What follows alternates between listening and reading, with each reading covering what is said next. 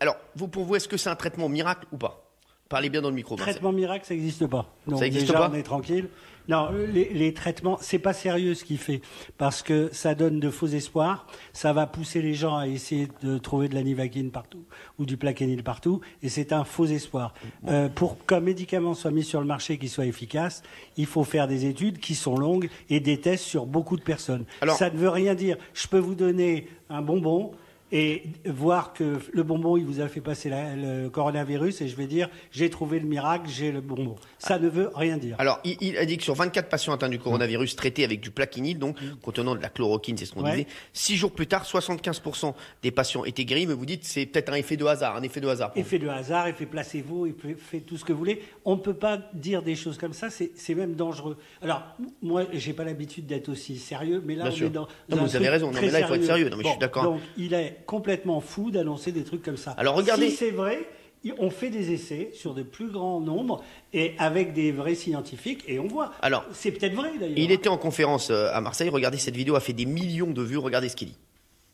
On conseille, nous et d'autres, depuis longtemps, de donner un antibiotique dans les infections virales respiratoires parce qu'elles se compliquent surtout de pneumopathie. L'azithromycine a montré qu'elle était efficace au laboratoire contre un grand nombre de virus, bien que ce soit un antibiotique. Ça a une efficacité contre les virus, et que donc, tant qu'à choisir un antibiotique, on préférait prendre un antibiotique qui est efficace sur les virus.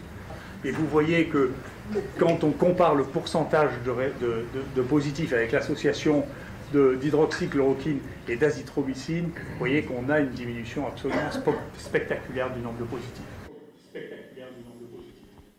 Alors, là, il paraît que ça a été vu des millions de fois. Il y a même des médecins qui m'ont appelé aujourd'hui, qui m'ont dit apparemment il y aura un remède miracle trouvé par ce professeur à Marseille. Qu'est-ce qu'on répond? Lui, écoutez, je vais être tranchant. C'est un charlot. Ah vraiment? C'est un charlot. Parlez bien dans le micro, Marcel. On ne peut pas faire de la médecine comme ça. Parce qu'il dit qu'on peut donner des antibiotiques, que ça prévient. Les gens ne connaissent pas tout ça. Donc ils ont en tête, il va y avoir un remède miracle. On peut prendre des antibiotiques. Bref, des informations qui vont dans tous les sens. On a la chance d'avoir un ministre de la Santé, Olivier Véran, qui est topissime. Parce qu'il a pris la situation en main. Il y a un comité scientifique qui pilote ça. Et il faut écouter ce que nous disent ce comité scientifique. Au-delà de ça, on peut divaguer. Et là, c'est de la divagation. Peut-être qu'il est bon, ce traitement, mais il faut le tester. On ne peut pas annoncer un truc comme ça et susciter après finalement un faux espoir qui va déboucher sur une catastrophe. Alors, le ministre de la Santé, Olivier Véran, est amené à réagir à cette nouvelle. Oui. Et il a dit que même s'il ne faut pas s'emballer, selon lui, c'est très prometteur. J'ai pris connaissance des résultats et j'ai donné l'autorisation pour qu'un essai plus vaste par d'autres équipes puisse être initié dans les plus brefs délais sur un plus grand nombre de patients. Et il y a Sibeth Ndiaye, la porte-parole du gouvernement, elle aussi qui a réagi. Regardez. Je voudrais mettre en garde tout le monde. On ne se précipite pas pour aller acheter de la chloroquine dans les pharmacies maintenant. D'abord parce que quand on en prend trop, on peut avoir des conséquences qui ne sont pas terribles. Et ensuite parce que nous n'avons pas aujourd'hui la preuve scientifique que cela fonctionne. On a des débuts prometteurs pour l'essai clinique qui a été réalisé à Marseille. Nous l'étendons parce que d'un point de vue scientifique, la discipline scientifique veut qu'une expérience pour être valide soit dupliquée plusieurs fois avant que nous puissions dire définitivement ça marche ou ça ne marche pas. Définitivement ça marche ou ça ne marche pas.